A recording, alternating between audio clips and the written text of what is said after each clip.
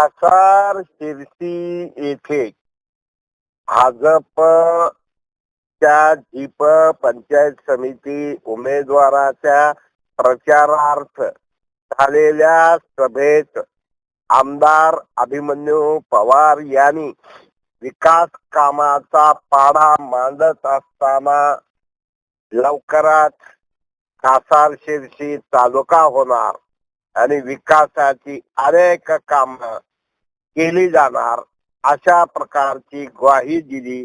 नेमकं काय म्हणतात आमदार अभिमन्यू पवार ते ऐका. तुमच्यामुळे मी या पदावर पोहोचलो. मला तुम्ही भरभरून दिला विधानसभेला, भरभरून म्हणजे इतकं दिलं की माझ्या कातड्याचे जोडे करून तुमच्या पाया घात तरी सरणार नाही, एवढं तुम्ही मला दिलेलं. हे खरं वास्तव आहे, मी खोटं बोलत नाही. 300 बूथ आहेत औसा विधानसभा मतदारसंघामध्ये. 200 बूथ तिकडे आहेत, 100 बूथ इकडे आहेत. त्या 200 बूथ जेवढी पद्धत दिली तेवढी मला 100 बूथ दिलेलं मत आहे. त्यामुळे तुमचे उपकार मी कधीच विसरू शकत नाही. म्हणून मी विकासाचा पहिला घास या भागाला देत आलोय पहिल्या दिवशीपासून. नाही आज तुम्ही बघताय, मला परवा पाशापटे खालीच बोलले, अभिमन्यूने एक चुकी नाही. म्हणजे काय पेट्रोल उगच विकलं म्हणजे पेट्रोल वगैरे. मला एवढं डेव्हलप करायला माहित असतं तर मी पेट्रोल तिथे ठेवला असता. म्हणजे कासार शिरसी एवढं डेव्हलप होईल हे कुणालाही वाटलं नव्हतं, कुणालाही. पण तुमच्या आशीर्वादाने आमदार झालो. आज कासार शिरसी तालुका होणार आहे. वाटलं होतं कधी मामा कासार शिरसी तालुका होईल? स्वप्नात तर वाटलं होतं का? झाला का नाही तालुका? आज बघा तहसीलचं कार्यालय बांधकाम सुरू आहे. अरे तहसीलदार यायचं आहे, घराचं बांधकाम सुरू आहे, यायच्या अधिकाऱ्याचे क्वार्टर्स बांधकाम सुरू आहे, तहसीलचं काम सुरू आहे. बडूरचे लोक मारामार झाले तिकडं, जमिनीचे भाव गगनाला वाढले आणि कासार शिरसी आज महाराष्ट्राच्या नकाशावर आणला. लोकसभेला बातमी आली 2 वर्षाखाली भविष्यातील तालुक्याची निर्मिती, काय जिल्हा निर्माण होणार आहेत, काय तालुके निर्माण होणार आहेत. आणि तुम्ही बघा लोकसभेची बातमी आणखीन आहे युट्यूबवर, माझ्या फेसबुक पेजवर पण आहे. या महाराष्ट्रामध्ये तालुका निर्मितीमध्ये पहिलं नाव काय असेल? कासार शिरसी. आणि बघा सगळे ऑफिस आलेत ना, BNCचं ऑफिस आलं, इरिगेशनचं आलं, तुमच्या कृषीचं आलं, MSCBचं आलं. काय राहिलं आता? राहिलं रजिस्ट्री, ते पण करू आपण. 2 दिवस इकडे 3 दिवस तिकडे असं करू, ते पण करू. काय काळजी करू नका. घरामध्ये मी आता छत्रपती शिवरायांना अभिवादन केलं आल्याबरोबर. पण या ठिकाणी महात्मा बसवेश्वरांचा पुतळा सुद्धा त्या काळात आपल्याला करावा लागणार आहे.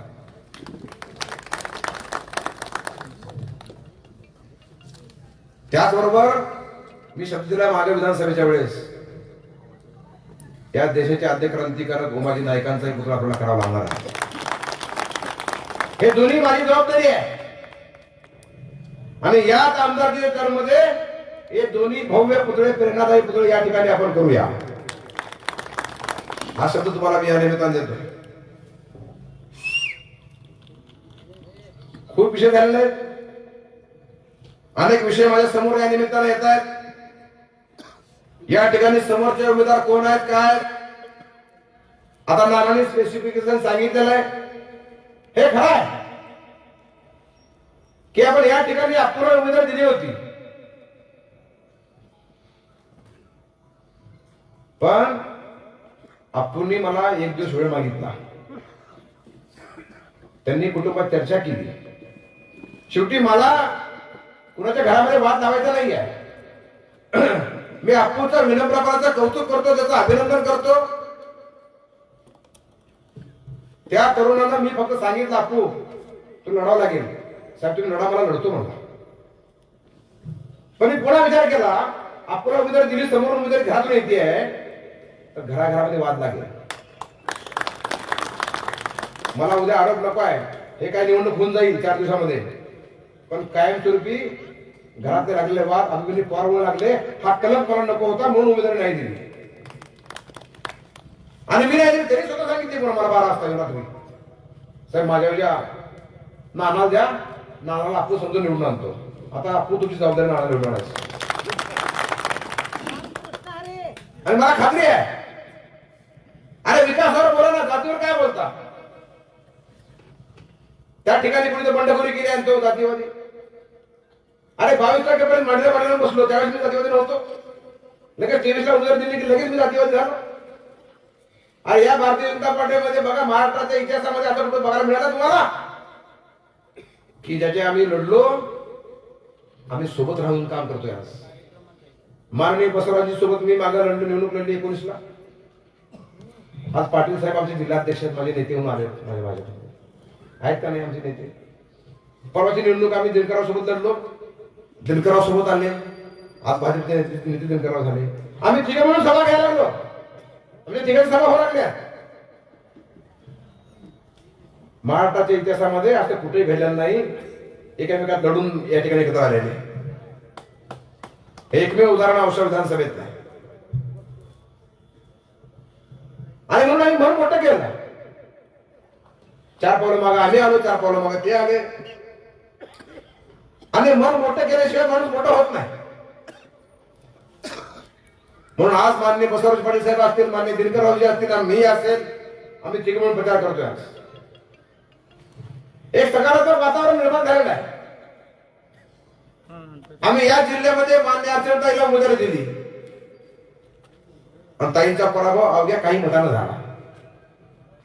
ताई सुद्धा आमदार राहिले असते, पण आम्ही ह्या भागात पडत नाही. म्हणून निवडणूक विकासाच्या मुद्द्यावर व्हायला पाहिजे. तुम्ही काय केलं, काय करणार आहे त्यावर बोला. काँग्रेसकडे अजेंडा नाही, बोलायला काही विषय नाही. आणि कुणीतरी आणखी उभारलंय.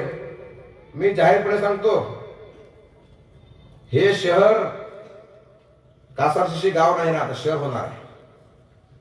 लवकरच या ठिकाणी नगरपंचायत होणार आहे. पुढच्या वर्षीच निवडणूक करू आपण या भागाची, कासारशिशीची. आणि ती निवडणूक असेल नगरपंचायतची, नगरसेवकांची, नगराध्यक्षाची. आणि त्यावेळेस अप्पूचा विचार प्राधान्याने करू, हे आश्वासन तुम्हाला मी जाहीरपणे द्यायला मिळतो. कारण एवढीकडून पैसे आल्याशिवाय विकास होणार नाही. या कासारशिशी गावाचा विकास करायला निधी खूप लागणार आहे, आणि तो निधी ग्रामविकासाकडे एवढा नाही. म्हणून आपल्याला नगर विकासाकडे जावं लागेल आणि हे गाव आपल्याला शहर करावं लागेल. हे गाव व्यापारी गाव आहे, हे व्यापारी शहर होऊ पाहत आहे. हे शांत चित्तावर राहणाऱ्या लोकांचं गाव आहे. आणि या ठिकाणी गुंडागर्दी खपून घेणार नाही. मी तुम्हाला जाहीरपणे सांगतो. इतर मोठे मोठे अधिकारी आपण आणून ठेवलेले आहेत. आता सिनियर पीआयचं पोलिटिशियन झालेलं आहे आपलं. चांगले अधिकारी आणू आणि आगाऊपणा करणाऱ्याला सडकून झाडा रस्त्यावर टाकून मारू द्या. मी सांगतो अधिकाऱ्यांना,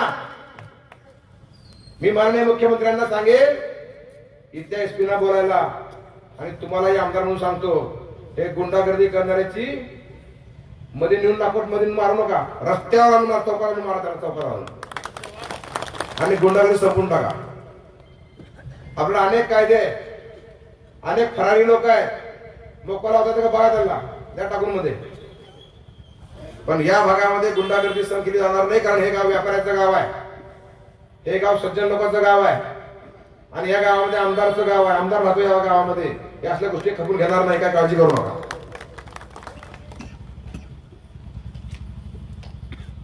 काही उठलं की कोणी निवडणूक लढतं, कोणी फॉर्म भरतंय, लोकशाही उदंड झाली. आपली पद काय, आपली अवकात काय, आपलं काय काय माहित नाही, करत नाही. पण जनतेला आव्हान करतो, आमचा उमेदवार रस्त्यावरचा कार्यकर्ता आहे, आमचा नाना रस्त्यावर फिरणारा कार्यकर्ता आहे, आमचा भास्कर असेल, आमचा कोकणे असेल विवेक, एक तरुण उमदा तरुण आहे आमचा विवेक, याच गावातला आहे. त्याला संधी द्या, चांगला नेता होईल भविष्यामध्ये. या मयूर आणि त्यांची टीम पूर्णपणे सगळी टीम मागची आमची गोरख असतील, सगळे धनुभाऊ असतील, सगळे ताकदीनं पाठीमाग आहेत. मला खात्री आहे हे गाव विकास बघेल. आणि तुम्ही बघता नाना माझ्या पहिल्या विधानसभेपासून ही लोक काम करणारी आहेत. ही सगळी मंडळी मंचावरची. जिराणी असेल आमचा, जिराणी तुम्हाला तिकीट नाही दिलं पण शादी खाण्याचा विषय मिटून टाकतो, काय काळजी करू नका. अनिसला तिकीटची मागणी होती पण अनिसला देऊ नाही शकलो. ठीक आहे, पण शादी खाण्याची मागणी तुम्ही केली आहे तर 1 वर्षाच्या आत तुला शादी खाणा देतो, काय काळजी करू नका. खूप काय बोलण्यासारखं आहे. या निमित्तानं बोलत असताना मला आवर्जून सांगा वाटतंय, आपण टाळ्यावरून साहेबांचं स्वागत करूया. पटेल साहेब आलेले आहेत. स्वागतम स्वागतम सुस्वागतम. या प्रसंगी महाराष्ट्र राज्याचे माजी मंत्री तथा लातूर जिल्हा ग्रामीणचे भारतीय जनता पार्टीचे जिल्हाध्यक्ष सन्माननीय बसवराजजी पाटील साहेब यांचं आगमन या ठिकाणी मंचावरती झालेलं आहे. त्यांचंही मी या ठिकाणी शब्दसुमनाने हार्दिक हार्दिक स्वागत करतो. या निमित्तानं तुम्हाला सांगू इच्छितो, विकास करत असताना आम्ही कधीही कुठली रिजन बघितलं नाही, भेदभाव केला नाही, सरपंच कोण आहे बघितलं नाही. प्रत्येक गावाचा विकास साधला. रामदेव मुगर होवाड्यामध्ये दिसत आहेत, त्यांना विचारा त्यांच्या काळामध्ये किती निधी दिला. आणि रामदेव मुगरचं नाव आलं म्हणून सांगू इच्छितो, ज्या पैलवानाने कुस्तीला एक दर्जा मिळवून दिला, कुस्ती 7 समुद्रापलीकडे नेली, त्या पैलवान हरिश्चंद्र मामाच्या नावाने औषधाला भव्य स्टेडियम होऊ लागत आहे. 14 कोटी रुपये स्टेडियम व्हायला लागले त्या ठिकाणी. मी पूर्वी घोषणा केली होती. पण विकास करत असताना आम्ही प्रत्येक घटकाला स्पर्श करून विकास करतो. या भागामध्ये बघा, आता रस्ते, नाल्या, आता बसांचा उल्लेख झाला. एक भव्य बस स्टँड या निमित्तानं या ठिकाणी होतंय, झालेलं आहे. थोडा भाग राहिला पाठीमागचा, तेही पूर्ण करू. या ठिकाणी ग्रामीण रुग्णालय आहे, शास्त्रूचं स्पर्श हॉस्पिटल आहे ना, त्या पद्धतीचं आपल्याला करायचं आहे. म्हणजे त्याचे चालले आहेत, कारण पाण्याचा इतकी लोक तिकडे चालली शास्त्रू स्पर्श.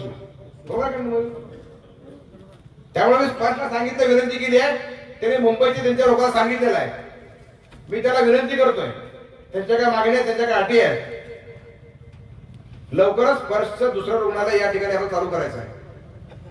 कारण गरीब जनता या भागात राहते, त्यासाठी चांगल्या रुग्णालयाची या निमित्तानं या ठिकाणी आवश्यकता आहे.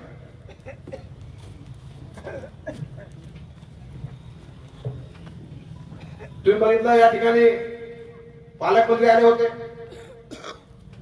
उद्घाटन करायला आले होते ना. पालकमंत्र्यांनी उद्घाटन केलं बीएनसी ऑफिसचं आणि आपल्या रेस्ट हाऊसचं. त्यांनी म्हणजे माझ्या तालुक्यात असलेलं स्टेडियम नाही, असलं रेस्ट हाऊस नाही. इतकं शानदार रेस्ट हाऊस. साहेब आता मुक्काम करायला हरकत नाही, तुमच्या पूर्ण सोय एकदम एसी आपण हे केलं नाही रेस्ट हाऊस. मंत्री राहील असे आपण 2 सूट त्या ठिकाणी केले. त्यामुळे हा भाग एकदम काट टाकला विकासाची. आता विकासाच्या वटकीवर वळणावर हा भाग आलेला आहे. या गावाला पाणी पुरवठा योजना दिली, 10.5 कोटीची योजना आहे. आप्पा बरोबर आहे, आज पूर्ण झाली का नाही? पूर्ण झाली, पाणी यायला लागलं.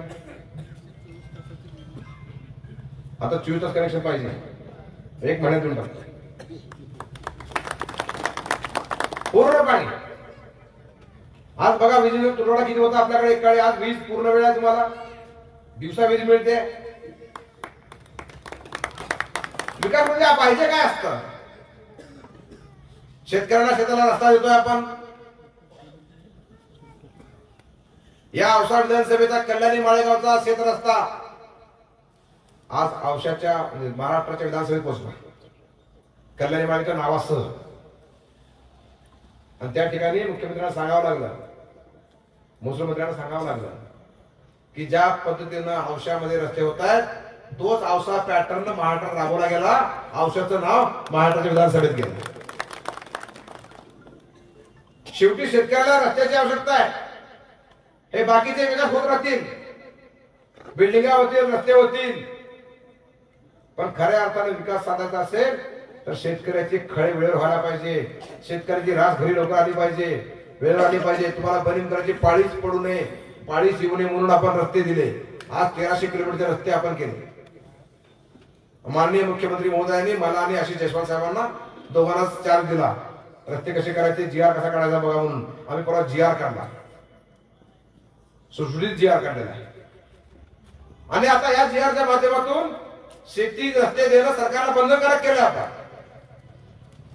पूर्वी तुम्हाला मोजणी फीस भरावी लागायची, पोलीस प्रोटेक्शन पाहिजे तर एसपी कडे पैसे भरावे लागायचे. आता ते राहिले, मोजणी मोफत आहे, पोलीस प्रोटेक्शन मोफत आहे. आता रस्ते करून घ्या. आता नवीन योजना आणली आम्ही, बळीराजा योजना. आता योजनेला आता पैसे मिळणार आहेत या अधिवेशनामध्ये, उद्याच्या मार्च अधिवेशनामध्ये. आणि ते मिळाले, आपण क्लस्टर बेस्ड शेती रस्ते करणार आहे. 5-5, 7-7 गावचे क्लस्टर करायचं आणि त्या प्रत्येकातून 2 किलोमीटर, 3 किलोमीटर, 4 किलोमीटर, 5 किलोमीटर असे 25 किलोमीटरचे रस्ते आयडेंटिफाय करायचे आणि ते एकाच कॉन्ट्रॅक्टरला द्यायचे, जेणेकरून विकास चांगला होईल आणि क्वालिटी मिळेल. अशा पद्धतीची रचना आपण त्या निमित्तानं लावलेली. मला माझ्या या भागामध्ये सगळ्यात दुःख कुठलं आहे, सोयाबीनच्या राशी वेळेवर न होणं आणि सोयाबीनच्या बंदी पेटवून देणं. आज ही काही दुर्दैवी घटना घडतात, पण तुम्हाला बनीम करायची पाळीच येऊ नये म्हणून आपण रस्ता अभियान घेतलं. आणि आज रस्ते या ठिकाणी या निमित्तानं मोठे मोठे रस्ते या निमित्तानं होत आहेत. शेकडो कोटीची कामं आपण या भागामध्ये आणली. इतिहासामध्ये एवढे कामं झाले, तेवढे कामं या निमित्तानं केली. आणि अजूनही काय राहिलं असेल तर माननीय बसवराज पाटील साहेबांनी आम्ही दोघं मिळून माननीय मुख्यमंत्र्यांच्याकडे जाऊ आणि या भागाचा विकास कसा होईल यासाठी पूर्णपणे प्रामाणिक प्रयत्न या निमित्तानं करू. अरे पूर्वी एकटा होतो, आता पाटील साहेब आहेत सोबत, आणखी दुसरे आमचे दिनकरराव माने साहेब आलेले आहेत. पाटील साहेब बोलते भाषणामध्ये, मुख्यमंत्री महोदयांनी आमच्या तिघाचंही त्या दिवशी एकदम हार्दिक स्वागत केलं. असं फारसं कधी घडत दिसत नाही महाराष्ट्राच्या इतिहासात, पहिल्यांदा झाले असं. त्यामुळे मी तुम्हाला सांगू इच्छितो, विकास करत असताना सकारात्मक सोच आवश्यकता आहे. एवढ्या लाडक्या बहिणी आमच्या आल्यात, लाडक्या बहिणीचे पैसे मिळवले का? बहिणी सध्या खुश आहेत सगळ्या. महिन्याला 1500 रुपये ओवाळणी, दर महिन्याला राखी पौर्णिमा ओवाळणी. आणि देवाभाऊ सांगितलंय, जोपर्यंत मी मुख्यमंत्री आहे तोपर्यंत तुमची योजना बंद होणार नाही. आणि मी सांगतो अजून 10 वर्ष मुख्यमंत्री हटत नाही. पुढचं पुढे बघू. त्यामुळे बहिणीने काळजी करू नये. आता भावाला आशीर्वाद द्यावा. त्यांचं नाव आमचा विवेक आहे आणि आमची भगिनी आमची कुसुमताई, या तिघाला निवडून द्यायचं आहे. आम्ही दोघेही खास आलो. पाटील साहेबांवर जिल्ह्याची जबाबदारी आहे. त्याला उदगीरला जायचं आहे, त्याला अहमदपूरला जायचं आहे, त्याला पुन्हा उमरगा पण बघायचं आहे. तरी साहेब म्हणले मी शिस्तीला येतोच, पाहू काळजी करू नका बस.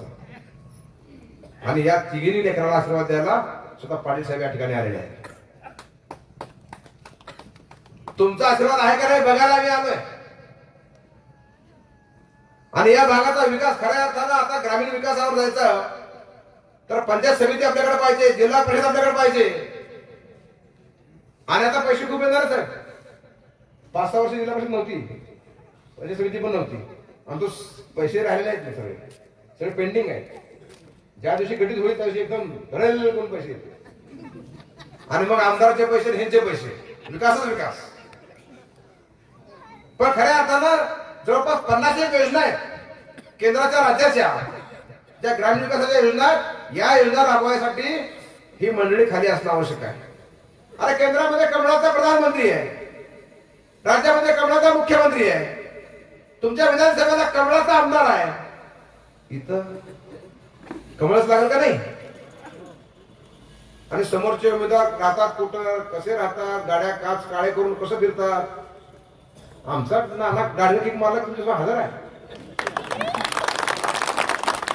त्यामुळं हे सामान्य कार्यकर्त्याला आम्ही उमेदवारी दिलेली आहे. एक सामान्य कार्यकर्ता, रस्त्यावरचा कार्यकर्ता, पोलचीत वाटणारा कार्यकर्ता. आमचा भास्कर पर्यंत सोबत आहे, विवेक आता सोबत आला आमच्या 2 वर्षापासून. पण विवेक अत्यंत गुणी कार्यकर्ता आहे. त्यामुळे आमच्या या तिन्ही कार्यकर्त्याला आपण प्रचंड मताधिक्य निवडून द्यावं. तुमचा आशीर्वाद जसा मला भेटला आहे, भोगाड्या मामा गावावर लक्ष द्यावं लागेल, तसा आमच्या या तिन्ही आमच्या कार्यकर्त्यांना तुम्ही आशीर्वाद द्यावा ही विनंती करायला मी आलो. मला खूप अपेक्षा तुमच्याकडून. तुमच्या अपेक्षा मला माहिती आहे काय आहेत त्या. त्याला शादीखाना पाहिजे, त्याला जे पुतळा पाहिजे, त्याला शेती रस्ता पाहिजे, त्याला सगळं देतो. या 4 वर्षामध्ये माझ्या राहिलेल्या तुम्हाला काय शिल्लक ठेवत नाही. पण जिलानी उमेदवारी देऊन नाराज नाही व्हायचं. मी सांगा त्याला एवढे वर्ष साथ दिली, मनातून दाखवायचं आता. मी नाराज नाही हे सांगून मला वागणार नाही. मला मनातून दाखवावं लागेल नाराज नाही म्हणून. मला दिसतंय, सगळं कळतंय. त्यामुळे विनंती करायला आलो सगळ्यांना. या भागातल्या मुस्लिम समाजाने मला प्रेम दिलेलं आहे, सगळ्या समाजाने मला प्रेम दिलेलं आहे. उगच नाही आमदार झालं, तुमच्याच आशीर्वादावर आमदार झालं नाही. आणि या भागात मला मी पहिल्यांदा सांगितलं, पुन्हा पाटील साहेबांना सांगतो, या भागाला साहेब मला खूप प्रेम दिलं, खूप खूप प्रेम दिलं. त्यामुळं आपण मला जसं स्वीकारलंय, मला जसं प्रेम दिलंय, मला जसं बरोबर मतदान दिलंय, तसं या तिघालाही मतदान द्यावं एवढी विनंती करतो. माननीय बसवराज पाटील साहेबांना विनंती करतो की आपण समारोप करावा.